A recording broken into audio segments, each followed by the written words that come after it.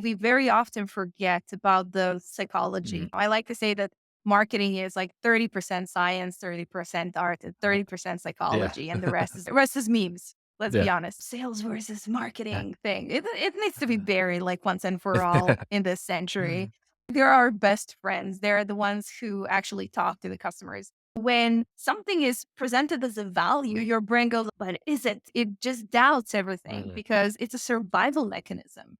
And it's very hard to shut it off unless you are consciously aware that it exists, which is great because you can actually train yourself out of some biases. But when somebody's buying a software, they're not going to think, oh, is this a bias Yes. that I have? No, they're just going to act naturally. Hey, welcome to the Message Market Fit podcast. I'm your host, Chris Silvestri, and if you're new here, this is a show where I chat with B2B SaaS folks in marketing, product, growth, and founders about how they join the conversation already happening in their customers' minds. We dive deep into their thinking, their systems, and their playbooks to see how they empathize with their audience and speak to them in a way that resonates, so they're compelled to take action. Join us and learn how you too can shape your messaging strategy and write copy that truly resonates and differentiates you.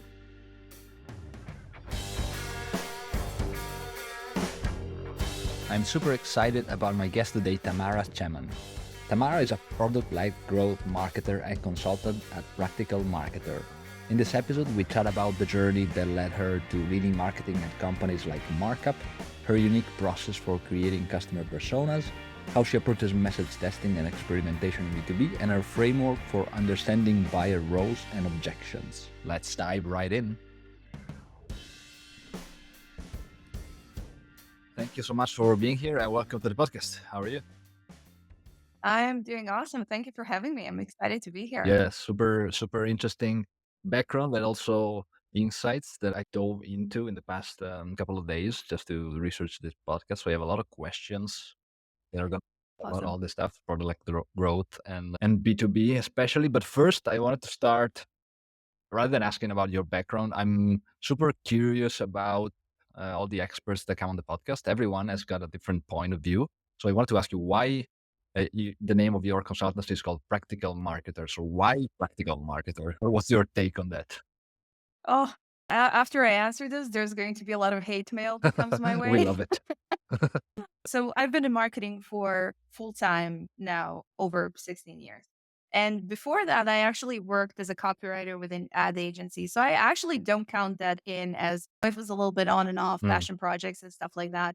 But it was only when I started learning about marketing and actually taking some courses that informed me about the true value and depth of marketing is how I understood how wrong I was. If I could do it again, I would probably start my career a little bit differently. But I realized that, and mind you, this kind of continued throughout my early career and later, that a lot of marketing that's being done, quote unquote marketing, is actually just advertising, right? It's the one P of four P's of marketing, right?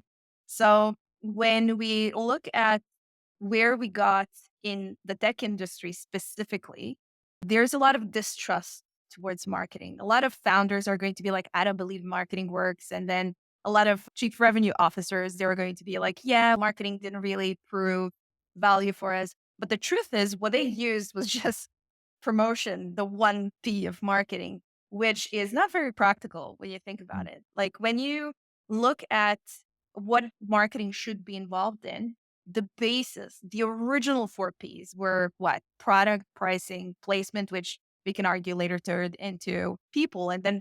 promotion. Somehow we got squeezed into promotion. We got the pinky.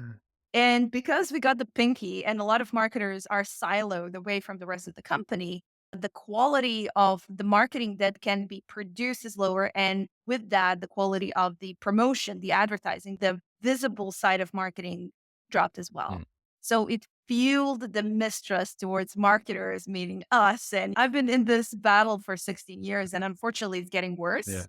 So that's where my name comes from. Yeah, it's nice that it's creative. Or there are a lot of companies that give like creative director reins over something like that's beautiful.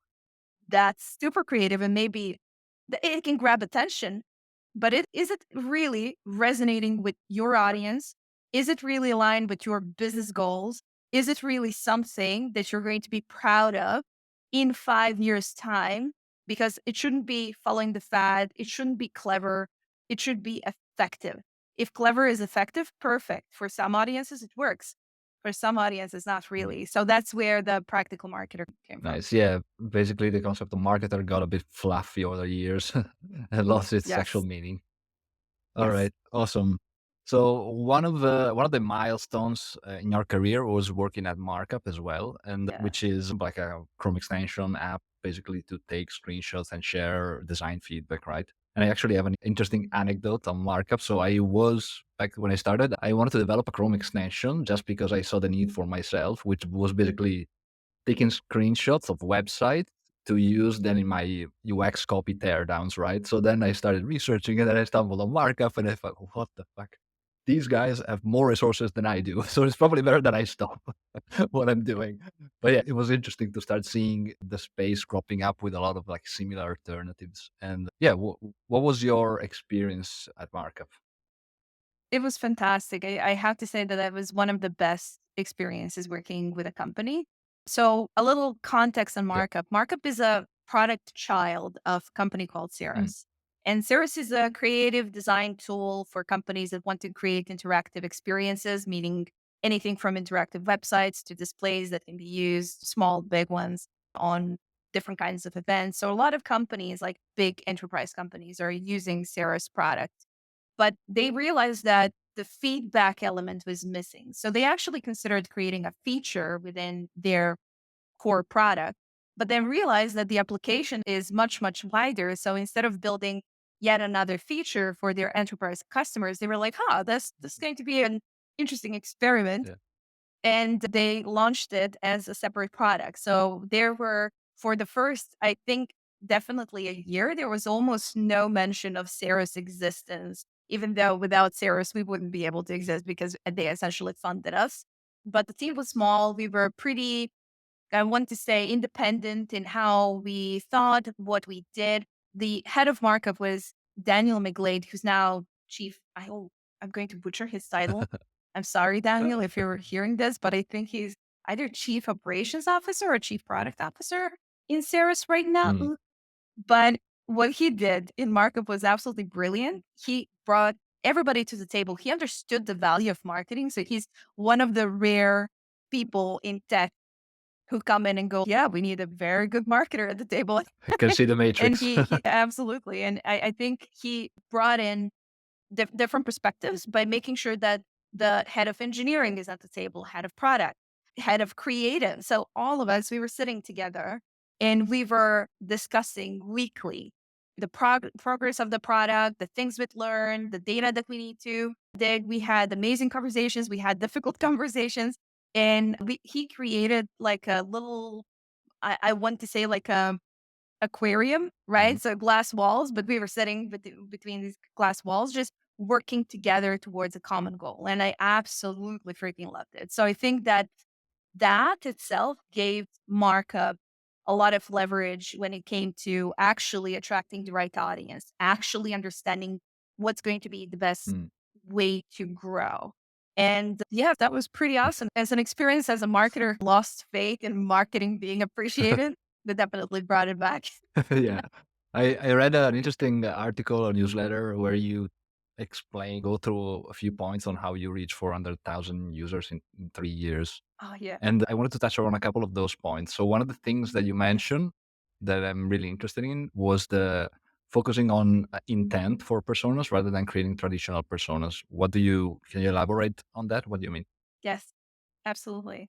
I think there's a dangerous slope that we get to when we were talking about ICPs. And I don't like the word ICP because it's assuming that there's a persona, Mm.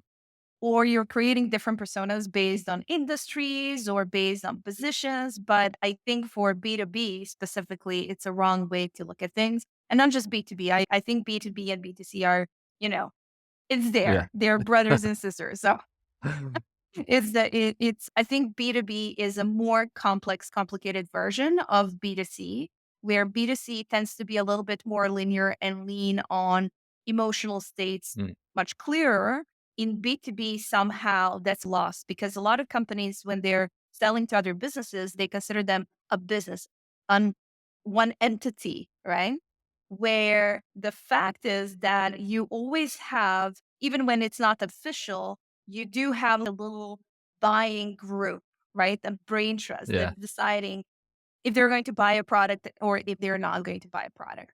So when we were talking about ICPs, we're focusing on one of these people, right? If we're either talking about the end user of the product or we're talking about the buyer.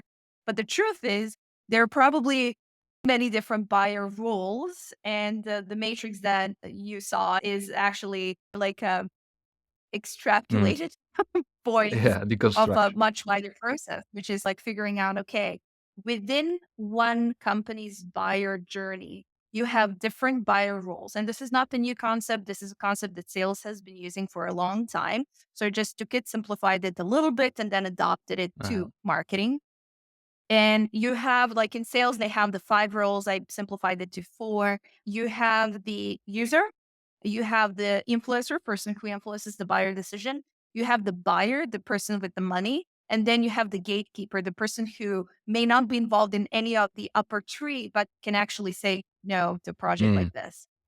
And knowing that you're working with different roles within the buying ecosystem, one person can actually inherit different roles, but when they move into a different role, their actual mindset changes. Mm.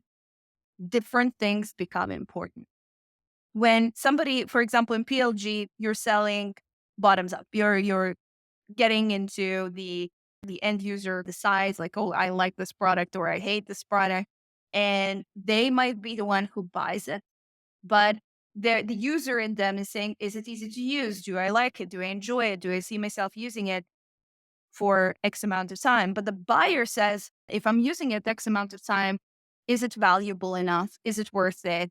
If I spend X amount of money, how do I justify it? So you change Yeah. your own inner voice when you move through the buyer journey. But in many companies, these roles are actually different people or even different teams. And all of them have different needs, different problems, concerns about this purchase.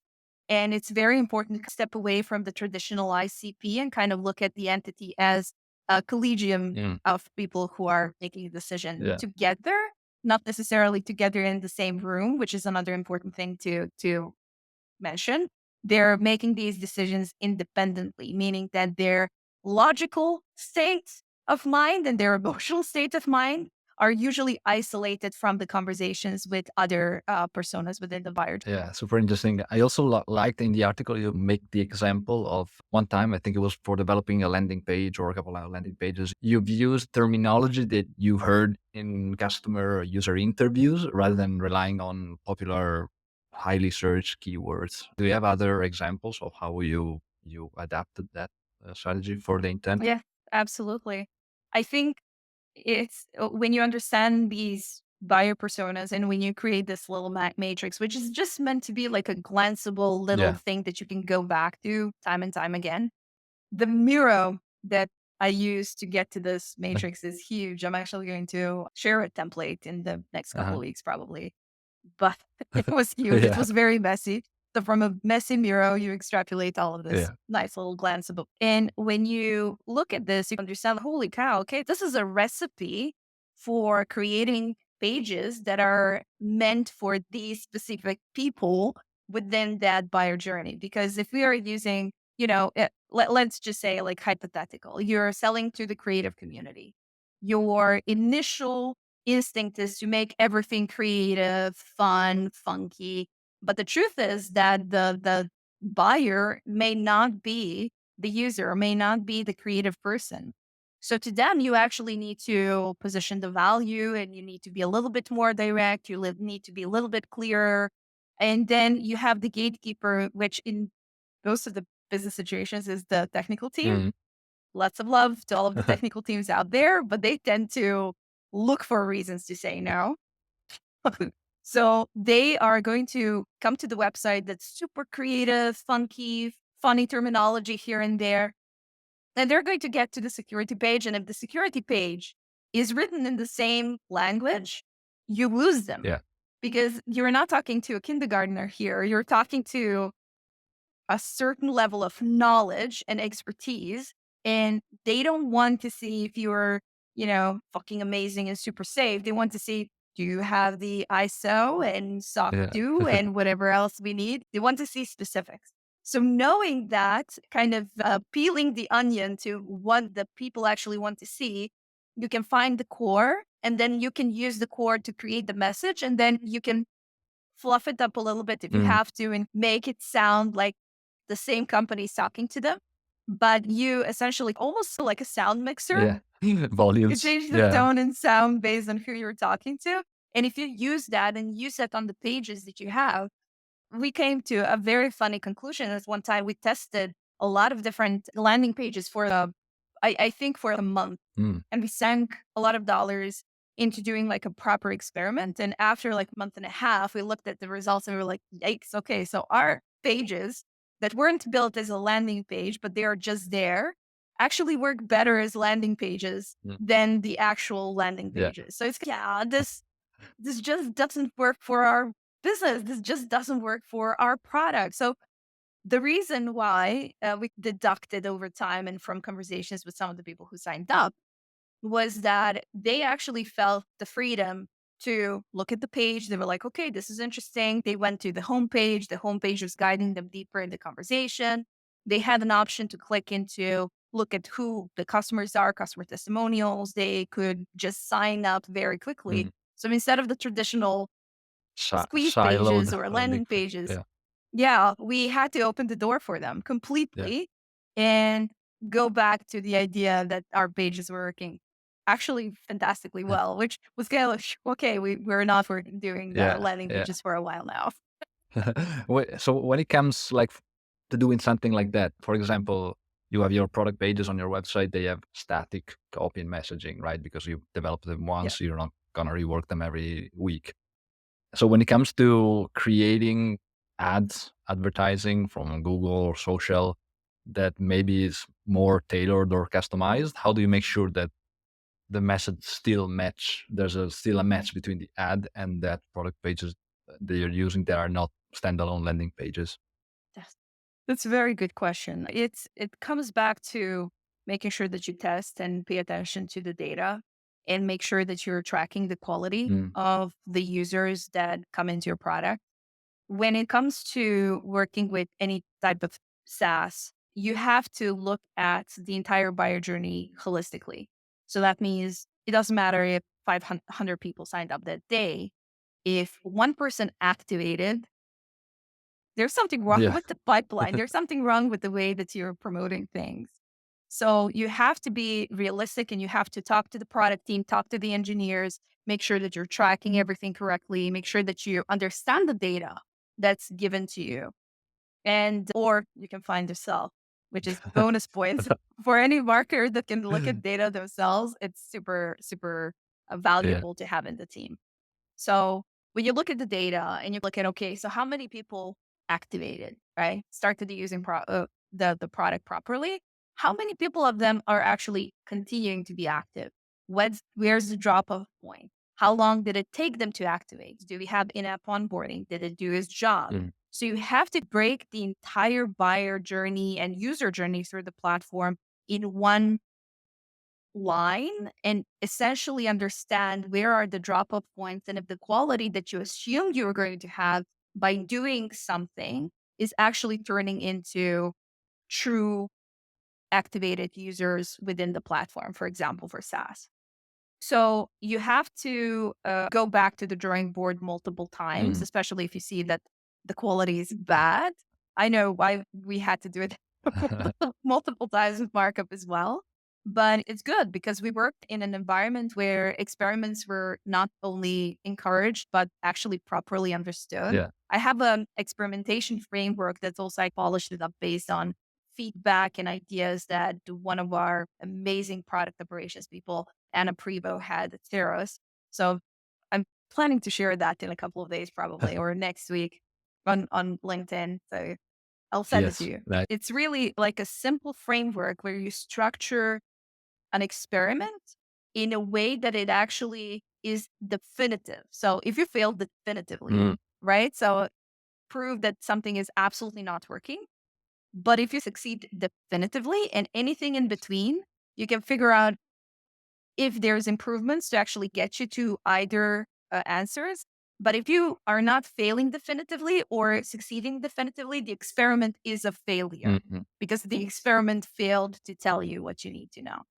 So knowing that we were in that type of environment, we actually had an experimentation budget set aside and we experimented with different messaging, with different targeting, with pushing different features because we were very lucky that the core need, the core value proposition of Markup is comment on uh, anything.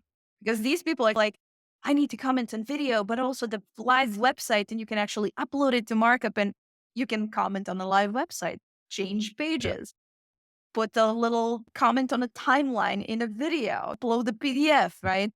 So the funny thing that happened, and we were building in public, so this is public knowledge. I'm not breaking any NDA. Yeah. But we actually ran a campaign. We knew that there are a lot of signups for PDF usage. So we were very excited. We were like, okay, look at this. And organic traffic as well, because we invested a lot in SEO. And organic traffic was through the roof. And we're like, okay, let's create a campaign to get more people to experience the value of PDFs. And we ran it for probably around a month. So we actually diverted from targeting website, commenting on a website to commenting on a PDF. And our results dropped drastically. So the percentage of people that activated in the product, the drop of rate was crazy. The dormancy was crazy because when you have a free product, right? When something ungated Mhm. or they just register with their email, you can't say that they churned if they haven't used it because nobody's really deleting it. Somebody is coming back to it Yeah. after a They just month. forget. But you have dormancy, Yeah. which is just lack of Yeah. usage, which is like flatlining on an EKG. It's just beep. And knowing that, we looked at it and what did we do? Why did this happen? And so we had an awkward conversation trying to figure it out. And then at the time, the product owner, Shannon Hill, we had this amazing love-hate relationship, like always arguing, but actually super, super respectful of each other. And he was like, told everybody that the PDF feature right now is not finished and it's not bringing value. In a couple of months, we might have a different story. And they were like, okay, pull everything. How many SEO articles do we have in the pipeline that talk about PDFs? Okay, change that to video. And how many things do we Wow. have here? And right now, if we did it again with markup, if the markup folks do it again and desktop, they're going to have very different results than what we had back then. Because at that time, we still didn't have the data that showed us that specific feature didn't really fulfill the need Mm, that was very obvious, right? yeah. So we were thinking like, oh yeah, it's this, but it turned out to be a very different need. Yeah.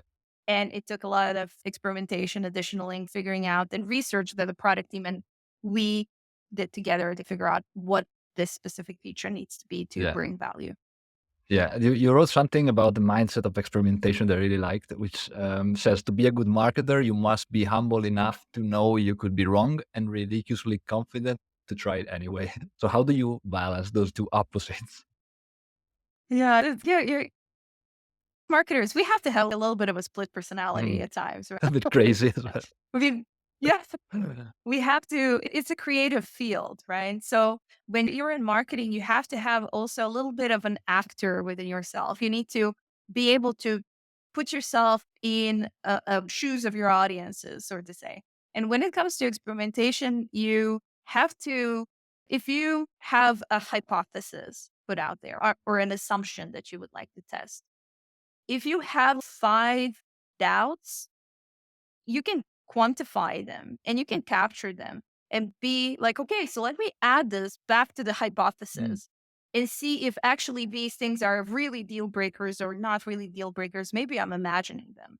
So even through all the doubt and the negatives that you're going to tell yourself before starting an experiment, because you're sinking money You have to be very confident in saying, we need to know this information because, mind you, it's not just you. You have to sell this and get buy-in from your VP, your CMO, your Yeah. CFO.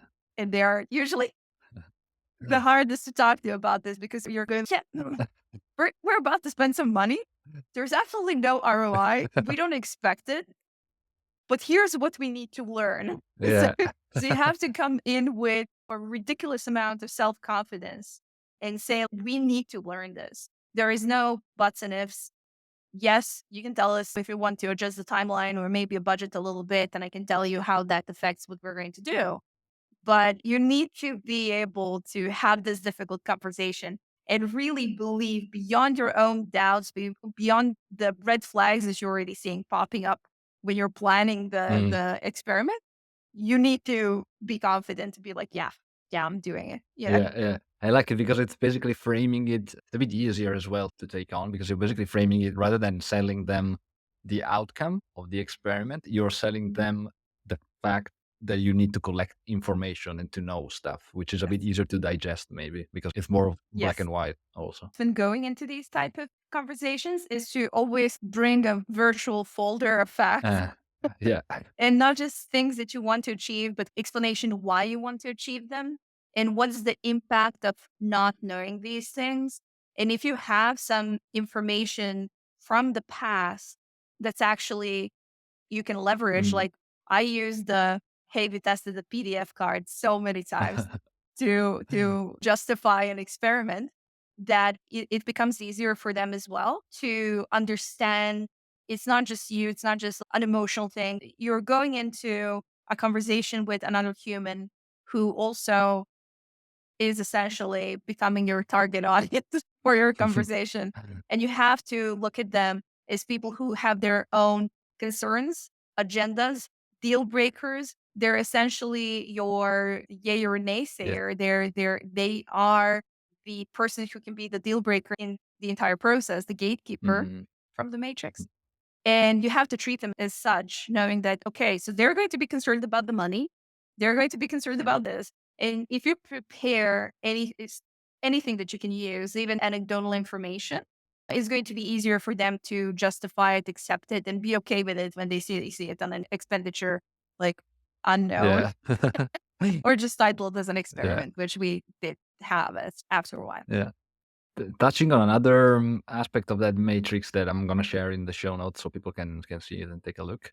But you mentioned when it comes to value, you mentioned the value dictates objection, which I found really interesting because a lot of people think, okay, we have these features, we are just gonna talk about more features, but also you have to think Fair. about the fact that each feature that you introduce comes with a twin objection.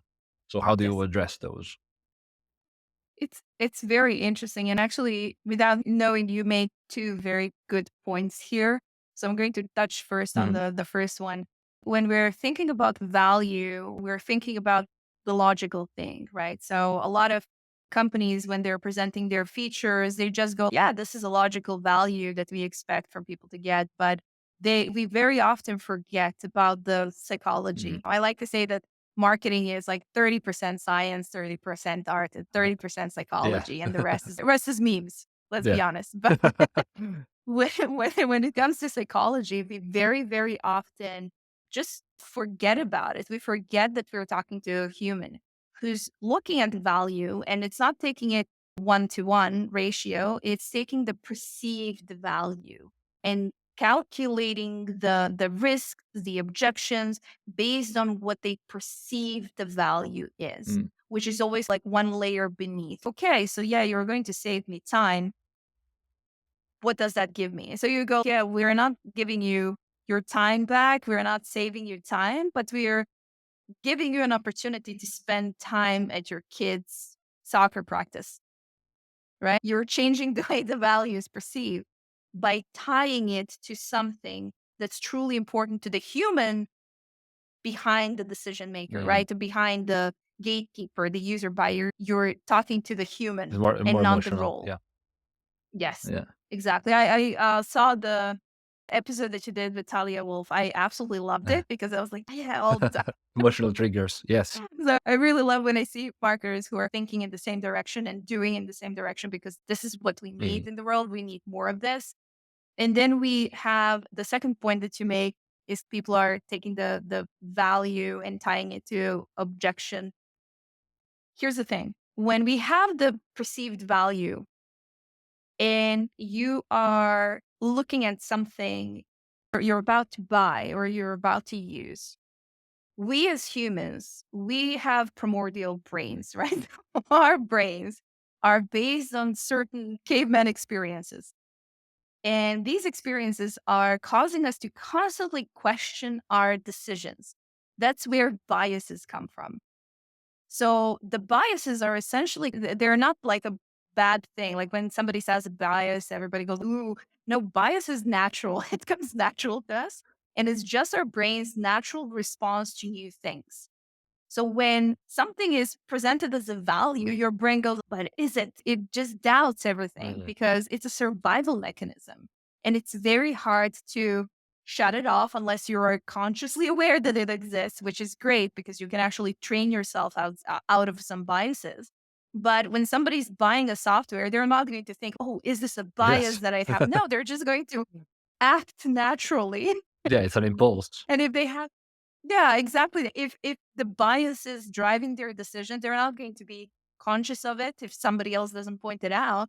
And you have to understand that's where objections are coming from. Some are coming from biases, some are coming from more logical perspective, but it's the value that actually derives the objections. I am telling you what it is, you're responding with what it isn't. Mhm. And knowing how you're going to respond with what it isn't prepares me because I can actually just add two more words in the blurb about the product to actually take that objection away Yeah. because I knew that you're going to think that. And I'm telling you it's fine. It's not that. Mhm. Like I'm taking away, I'm peeling the onion on the value and I'm telling you it's not what you think is bad. Here's what it actually is. So it's like a multi-layered way of thinking about humans' logical, emotional state, biases that we have, past experiences that we have, Mhm. understanding what you might come to as a conclusion to objection, and making sure that you work its way back to value, work its way back to messaging, essentially. And that's what the Yeah.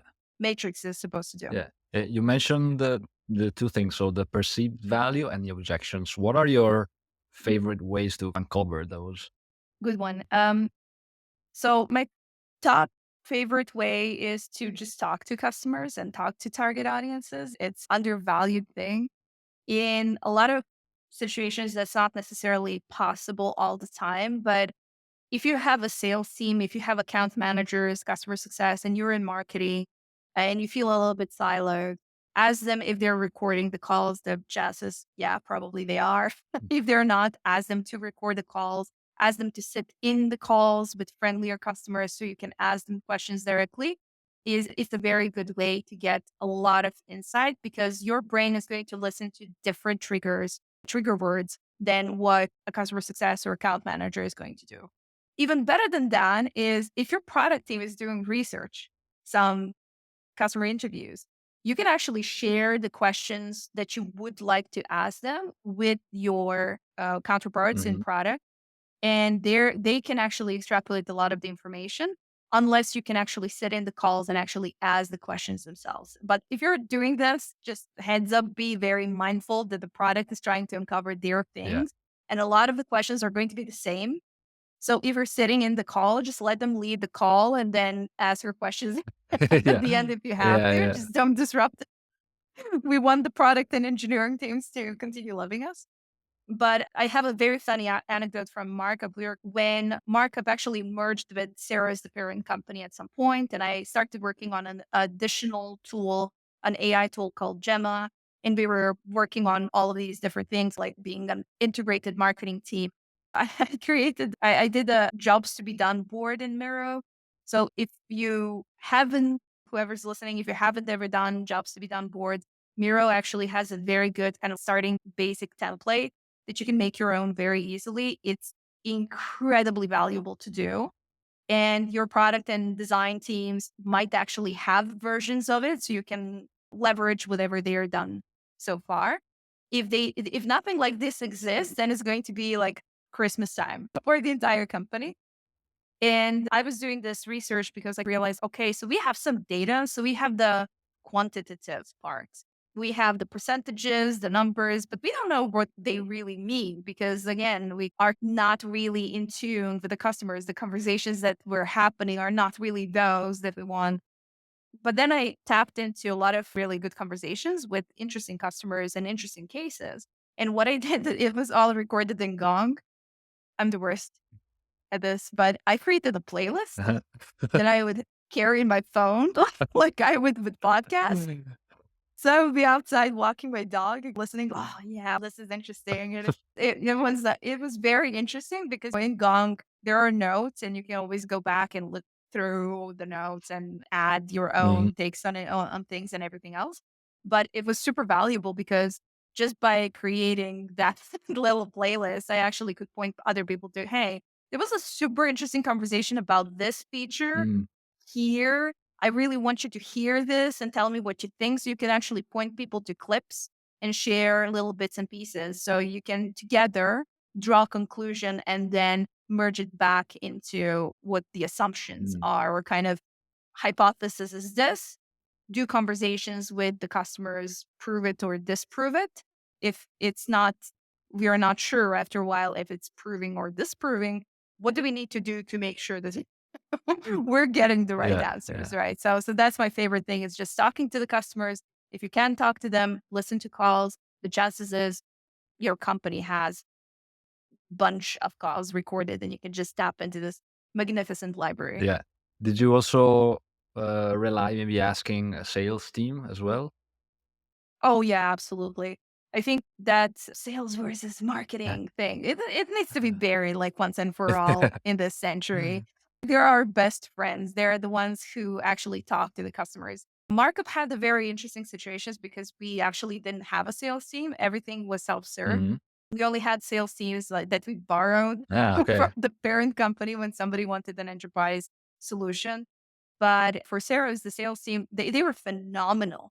So when you went to individuals with a bunch of questions, and not just the sales team, but account managers as well, customer success, who keeps tab on all of these things, you would go away from that conversation just like with a, bunch of notes and sticky notes everywhere. Oh, this that I haven't thought about this. I haven't thought about this. It's a treasure trove of information that you wouldn't necessarily have access to.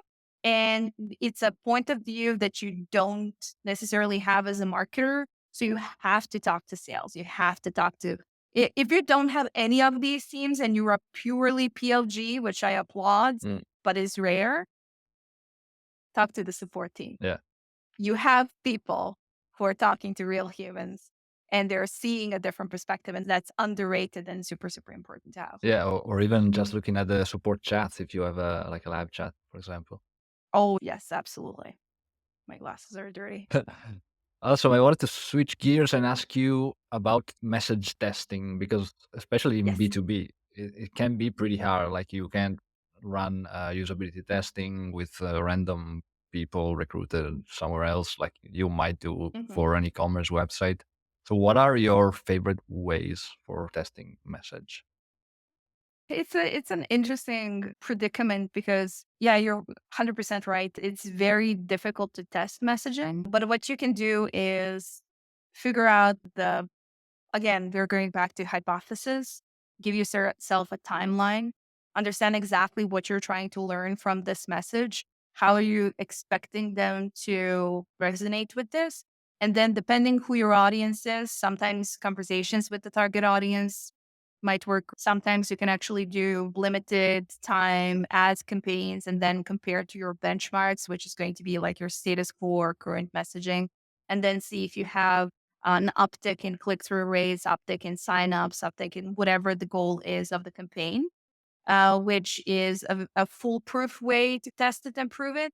But if you don't have access to that, what I would do is, especially if I'm speaking to a few companies right now that don't really have a lot of marketing budget, So it's hard for them to justify testing messaging by creating an ad campaign and a landing page with a certain type of messaging.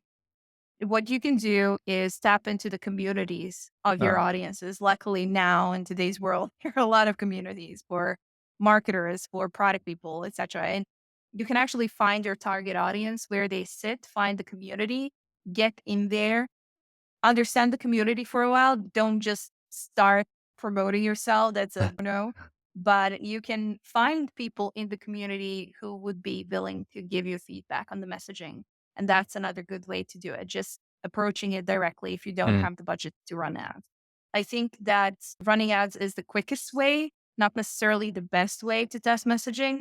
But if you want volume for a short period of time, you just pay for that yeah, volume and get a bigger sample to analyze. yeah. All right. Last couple of questions. I'm interested in your transitioning from in-house to consulting. So now that you can see it from like the outside, what's one thing that's maybe surprising you? Oh, I don't know what to tell you because I'm still transitioning. Like I came back from my last piece of vacation on Friday, but it's very interesting. I'm not saying that I'm not going to be in-house full time at some point, but I really want this consultancy to be like an extension of me wherever I go, whatever I Yeah. do.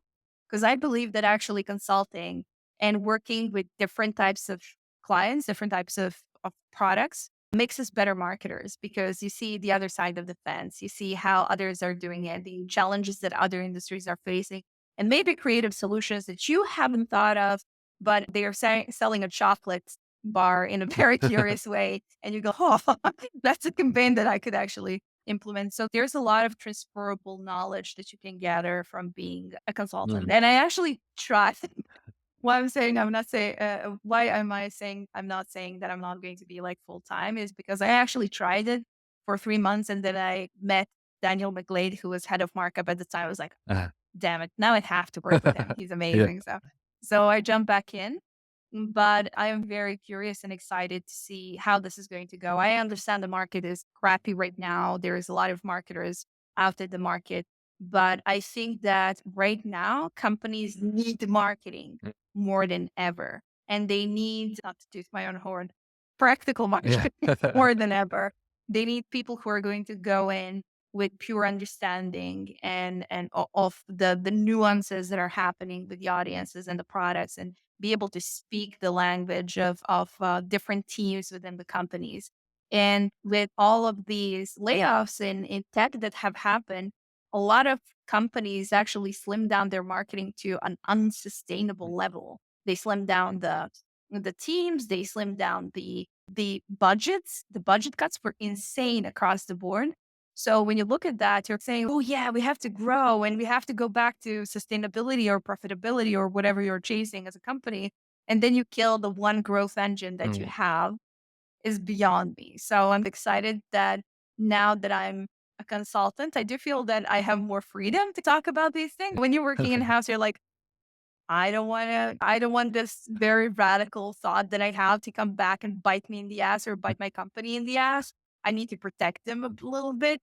But now as a consultant, I feel I have more freedom yeah. to call out bad behavior when I see it. And yeah, I just turned 40 and I feel like, yeah, that this is the decade Yeah. where I'm allowed to To call have out your point of bad view. Yeah. behavior. Yeah, exactly. So far, I'm enjoying the process, but it is a little bit overwhelming. I'm not Mm, gonna yeah, lie. yeah, that's why you needed a vacation as well. All right, so you are about to launch a book and a newsletter. Can you spoiler those a bit for us or give us the Yes, I pitch? think. Oh, wait, the pitch. So the newsletter is going to be a monthly recap of interesting things that I read, saw, and wrote. Mhm. I'm saying monthly because honestly, I'm overwhelmed with the number of things that that I'm subscribed to. So I actually enjoy when something is more Oh, tempered, yeah. but filled with value. I know that a lot of people are coming to me to ask me for suggestions, what I read, blogs that I read, books that I read, Mhm. podcasts that I listen to. So I want to add more of that into the newsletter more than actual just like one case study Yeah. that's very popular format right now, which I love, mind you. I read that, but this newsletter is going to be a little bit different. I don't have it fully figured out yet. So if you want, you can find me on LinkedIn, add me, follow me, or add me as a contact, and stay tuned. Then I'm going to have more information in the next couple of weeks. As for the book, oh, the bane of my life, honestly. So I started writing the book a while ago. A little context, pre-pandemic, I held a series of workshops which were free to attend for micro entrepreneurs and small businesses who felt that like their business is failing. And I started doing this DIY marketing workshop, and it was a huge hit. People were like Mm. mind blown. They didn't realize that this exists. So it's not really tech, it's applicable to everyone. So you can extrapolate pieces that apply to your company. The current launch date is somewhere mid January. I'm going to have more information about that in the upcoming few months as well. But if you register for early access, uh, my software marketer brain, early access, yeah, a better version. If you register for early access to the book, you can get the digital version for free when it's live. So Nice. that's about it that I'm going to say Yeah. about. Awesome. I'm gonna ask you because you mentioned resources. What's one resource that you would recommend for learning more about neuroscience? Because I know you're very interested in that. There's a person called Dan Ah, Ariely, yeah, and if you're a marketer and haven't read his work, then you're doing yourself a yeah. You're disservice. doing it wrong. And I think I read and actually listened to, because I'm dyslexic, so I don't necessarily enjoy the reading process, but Ah, listening I enjoy, to his book Predictably Irrational, like multiple times, like the original version and then the updated version. And I recently re-listened to it and I absolutely love it. I'm so obsessed. I don't know if you can see it, but there's a game here, yeah. like predictably irrational Ah. card game Wow. that I bought. Yeah, I'm very fun at parties. Uh, I think that's a brilliant place to start. Mhm. If you want to do your own research outside of the book, he also has a lot of resources listed on his website, and associated universities Mm. also have interesting articles. So it's like a rabbit hole that you get into and start learning. But I always advise going to these really reputable sources that have done interesting experiments with real life humans, right? So Dan Ariely and anything associated with him I trust. Mm. I'm actually I'm in the process of reading this brilliant piece. Ah, So it's the from Nancy Hairhead, using behavioral science and marketing, and she actually talks about Ariely's work a ah, lot, or some. yeah. I don't know. I'm like third of the book Yeah. down. So I absolutely love it because it also has a lot of modern elements to it, which we are maybe missing in some of the earlier behavioral Mm. studies. So if you need one modern current advice, I would say Nancy Hut. And I'm not affiliated. I wish I was. I've always heard about Dan Ariely, but actually, it's one of those people that I still have to dive into. So you encourage me to download the audiobook. I'm gonna listen to that at the gym tomorrow. Oh, it's so good. It's so good. If you can get your hands on actual printed version as Mhm. well, he has some graphs and charts, which are hard to imagine, Yeah. but when you're listening to the book, but it's good to reference Mm, them after you pass a certain point. But the Predictably Irrational book is probably one of my all-time favorites. It's very written. mm. It's very interesting. You learn about some hard things, some fun things. I laughed out loud multiple times when I was listening to the Yeah, book, he's a which is funny kind of guy. hard to say. Yeah, Yeah, it's amazing. It's amazing. So yeah, it's one my number one advice is just go get it. awesome. Last question is about your passion for games. I know that you're a gamer. What's your favorite game, and what's one lesson that you got from gaming that you apply to marketing? Yes. So I played Destiny 2, for those who know what it So is. I multiplayer. think I have, yeah, I think I have 2,700 hours in it. Wow. Kill me, please. That's besides all the classics, right? But if I have to point out like one game where I'm very active, it's Destiny Mm. 2. And the lessons, it's interesting. I think the main lesson would be like, don't be called noob by teenagers, but This is not directly Gen Z. applicable to marketing. So read it was a meme at some time like 10 years ago. I read it somewhere. It says it's video games have taught me one thing: if you are encountering enemies, you're going in the right direction. And I think that's a very interesting point because us as marketers, we are very often put in the corner in a lot of environments, right? We're not really given the adult seat at the Yeah. adult table. As you are growing as a marketer, as you are growing as an influential person in a room, you have to know that you're going to find not necessarily enemies. That's a very harsh analogy, but you're going to encounter different opinions and you're going to have to sometimes really lean into and fight what you believe in and not back down. So that's probably the main lesson and where I get my grit from maybe Mm, as an adult because I'm 40 and my first gaming experiences were like Commodore yeah. 64. Lots of experience. Yeah.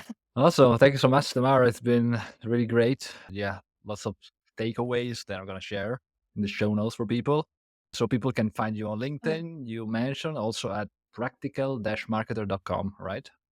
Where Yes, else? the website is going to get additional few Mm, pages in the next few weeks because yeah, my official re-entry into the market as a consultant is going to happen somewhere mid-October. okay. It's official. Well, We are all, yeah, you're accountable with us. You said it. yeah. So that's why I said it out loud, and now I instantly regret it. But the reason why I'm saying it is that you're going to notice the messaging is going to change, and that's Mm, because I'm experimenting yeah, with messaging. good. All right. Thank you so much, Tamara. Thank you for having me. Cheers. Thank you for having me. This was extremely fun. Awesome. Bye. Thank you so much for listening to the pod. I hope you enjoyed the episode. If you did, the best thing you could do to support the show and help me as a small business owner would be to leave a review. Head over to Apple Podcasts or Spotify and let me know what you think.